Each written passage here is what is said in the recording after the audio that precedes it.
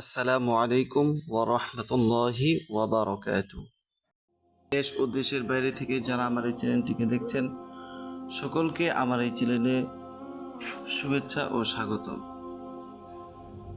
সম্মানিত সুধী, আপনারা দেখতে পাচ্ছেন আপনাদের সম্মুখে আমি একটা কায়দা নিয়ে এসেছি। এ দ্বারা আপনারা বুঝতেই পাচ্ছেন আমি কোন বিষয়ে আপনাদের সম্মুখে কথা বলতে চাচ্ছি। আসলে রাসূল সাল্লাল্লাহু আলাইহি সাল্লাম ওনার হাদিসে বলেন,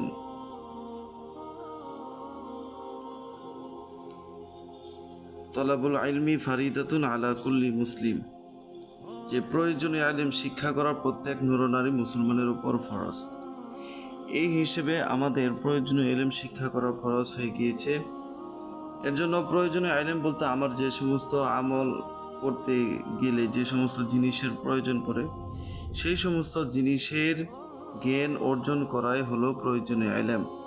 সম্মানিত সুধী, আমরা যদি নামাজ পড়তে যাই তাহলে কুরআনুল কারীমের তেলাওয়াত প্রয়োজন পড়ে। হ্যাঁ, এবং কি আরও অনেক জায়গাতে আমাদের কুরআনুল কারীম তেলাওয়াত প্রয়োজন পড়ে। তো এর জন্যই কুরআনুল কারীম শিক্ষা করা আমাদের জন্য ফরজ হয়ে গিয়েছে। দেখেন, আমরা যখন নামাজ পড়ি, নামাজের ভিতরে সর্বপ্রথম যেটা নামাজ ভঙ্গের কারণ সেটা হলো কি, নামাজে অশুদ্ধ পড়া। নামাজের ভিতরে যদি আমি অশুদ্ধ পড়ি তাহলে কিন্তু আমার নামাজ ভেঙে যাবে, আমার নামাজ নষ্ট হয়ে যাবে। এর জন্য কুরআনুল কারীম শিক্ষা করা প্রত্যেকটা মুসলমানের উপরই ফরজ। প্রত্যেকটা মুসলমানের একটা দায়িত্ব, নৈতিক দায়িত্ব। মুসলমান হিসেবে এটা তার দায়িত্ব। দেখুন, আমি মুসলমান অথচ আমি কোরআন পড়তে পারি না, বলে এর চাইতে বলে খারাপ আর কি হতে পারে? এর চাইতে বলে ওই ব্যক্তির চাইতে হতভাগা কপালপোড়া আর কি হতে পারে? এর জন্য আসুন কুরআনুল কারীম আমরা শিক্ষা করি। আল্লাহ তাআলা কুরআনুল কারীমের ভিতরে বললেন, ওয়ারাত্তিলিল কুরআনা তারতিলা, তোমরা কুরআনুল কারীম তেলাওয়াত করো কিসের মতো? বলে প্রত্যেক মদ, মাখরাজ, গুন্না, টান সব কিছু ঠিক রেখে তেলাওয়াত করাকে বলা হয় তারতিলের সাথে তেলাওয়াত। সুতরাং তারতিলের সাথে তেলাওয়াত করতে গেলে আমাদের নিয়ম কায়দা, নিয়ম কানুনের বিপরীত আর কোনো কিছু হতে পারে না। এর জন্য আসুন আমরা এই কোরআনুল কারীমকে শিক্ষা করার চেষ্টা করি। হ্যাঁ, তো আমরা কিভাবে কোরআনুল কারীম শিক্ষা করতে পারি এই বিষয়ে আরেকটু কথা বলবো। সম্মানিত সুধী, আমরা যে কায়দাটা দেখতে পাচ্ছি সেই কায়দাটির নাম হলো নাদিয়াতুল কোরআন। আপনারা দেখতেই পাচ্ছেন এখানে নাদিয়াতুল কোরআন নাম লেখা। তো এই নাদিয়াতুল কোরআন কায়দাটাই আমি সিলেক্ট করলাম আপনাদের জন্য। আসলে এই নাদিয়াতুল কোরআন এই কায়দার ভিতরে অনেক সুন্দরভাবে প্রত্যেকটা বিষয় দেওয়া আছে। প্রথমে আপনারা দেখতে পাচ্ছেন হরফের পরিচয়।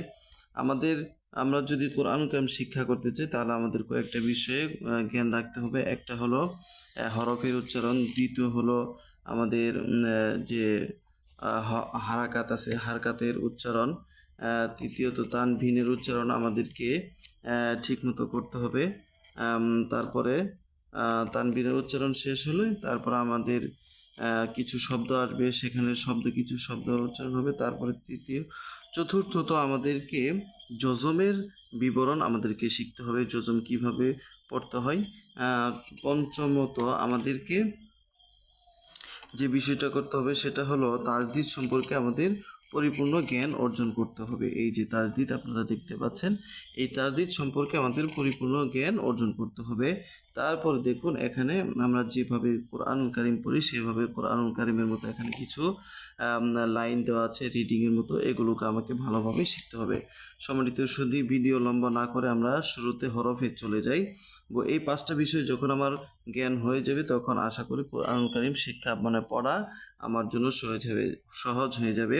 তার সাথে সাথে আমাদের কিছু মদ, মাখরাজ এবং কি গুন্না, এগুলোর কিছু নিয়মকানুন আমরা শিখিয়ে দিব। আলহামদুলিল্লাহ, আল্লাহ তাআলা চিরে আমাদের এই বিষয়গুলোকে সহজ করে দিবে। সুতরাং আপনারা যারা কোরআনুল কারীম শিক্ষা করতে ইচ্ছুক তারা সকলেই আমার এই চ্যানেলের সাথেই থাকুন। সকলে আমাকে সাহায্য সহযোগিতা করুন যাতে করে এই কোরআনুল কারীম আপনারা শিক্ষা করতে পারেন। আমিও যাতে প্রতিদিন এরকমভাবে ভিডিওর মাধ্যমে আপনাদেরকে সাহায্য সহযোগিতা করতে পারি। সম্মানিত সুধী, ভিডিও লম্বা না করে আমরা শুরুতে চলে যাই। আপনারা শুরুতেই দেখতে পাচ্ছেন যে এখানে শুরুতেই কিছু একটা দোয়া নিয়ে এসছে, যেমন যেখানে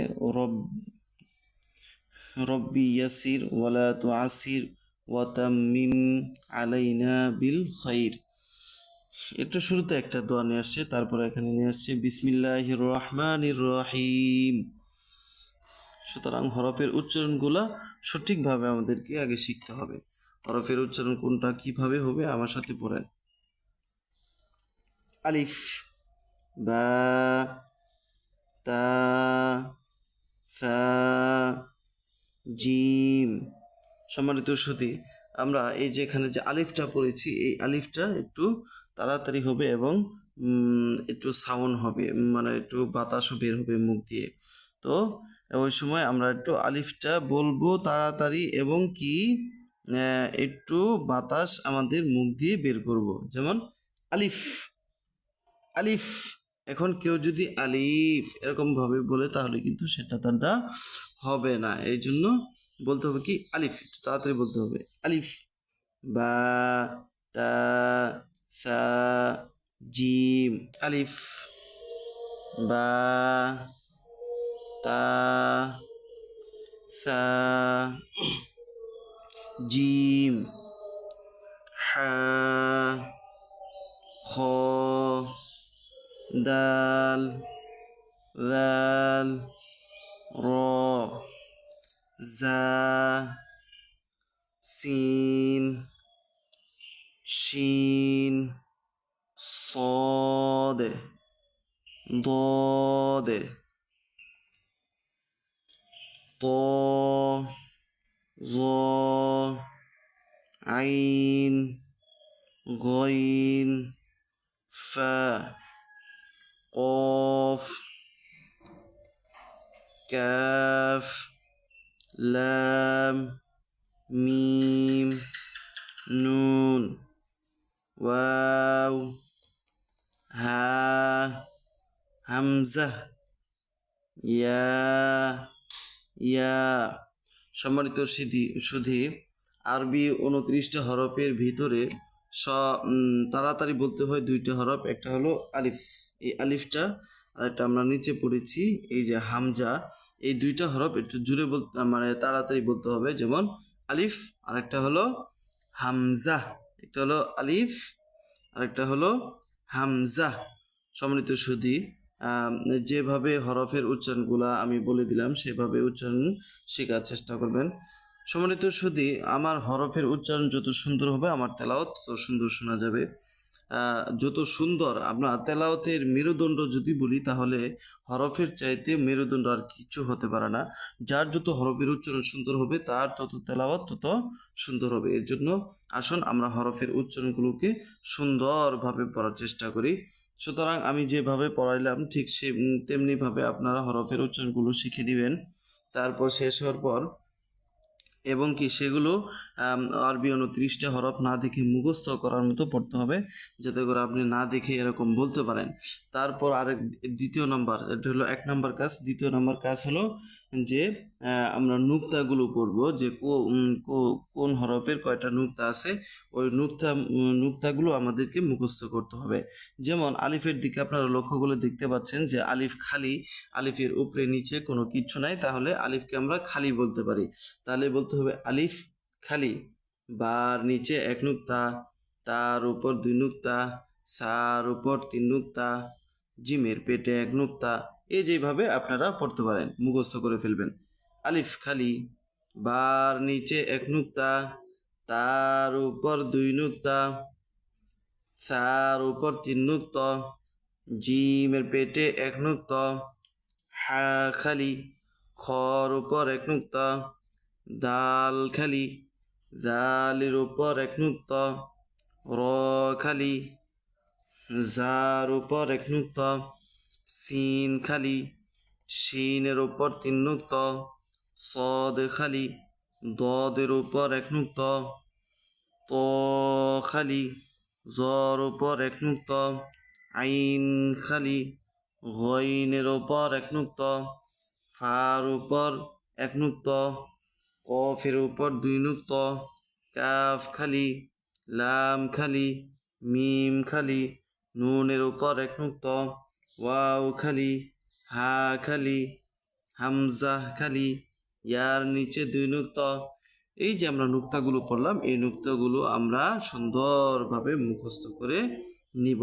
তাহলে 1 নাম্বার আমরা হরফ মুখস্থ করলাম, 2 নাম্বার নুক্তা মুখস্থ করলাম। তৃতীয় নাম্বার যে কাজটা, এখন আমার হরফগুলো সবগুলো আয়ত্ত হলো কিনা সেটার জন্য আমরা আরেকটা পরীক্ষা নিব। সেটা হলো যে আলিফ, এরকমভাবে আমরা নিচের দিকে যাব, তাহলে দেখা যাবে যে এটা কি হয়ে যাবে, আমার হরফ আয়ত্ত হয়েছে কিনা এটাতে বোঝা যাবে আর কি। তো এর জন্য আমরা কি করব, নিচের দিকে যাব। যেমন আলিফ, হা, জা, ত, কফ, ওয়াও, বা, খ, সিন, জ, কাফ, হা, তা, দাল, শিন, আইন, লাম, হামজা, সা, দাল, সা, দাল, সদ, গইন, মিম,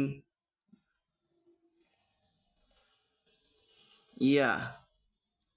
আর একটু তাড়াতাড়ি বলার চেষ্টা করব। সা, জাল, সদ, আইন, গইন, মিম, ইয়া। তারপরে জিম, র, দদ, ফা, নুন, ইয়া। তো এইভাবে আমরা ওপর থেকে নিচের দিকে পড়তে থাকবো। হ্যাঁ, যখন আমি দেখতে পারবো যে সুন্দরভাবে আমি পড়তে পারতেছি, বলতে পারতেছি, তখন মনে করতে হবে যে আমি আলহামদুলিল্লাহ হরফের সাথে পরিচয় আমার হয়ে গেছে। তারপর আলহামদুলিল্লাহ এইভাবে যখন আমরা হরফগুলোর উচ্চারণ শিখব, আশা করি হরফের উচ্চারণগুলো ঠিক হবে, হরফের উচ্চারণগুলো সঠিক হবে। এইভাবে শিখলেই আলহামদুলিল্লাহ আরও ভালো হবে আশা করা যায়। আপনারা সকলে যারা কোরআন শরীফ পড়তে ইচ্ছুক, আমার এই চ্যানেলটিকে সাবস্ক্রাইব করে রাখবেন, যাতে করে ভিডিও ছাড়ার সাথে সাথে আপনাদের কাছে চলে যায়। এই বলে আমার এই সংক্ষিপ্ত আলোচনা এখানে শেষ করছি। আসসালামু আলাইকুম ওয়া রাহমাতুল্লাহি ওয়া বারাকাতুহু।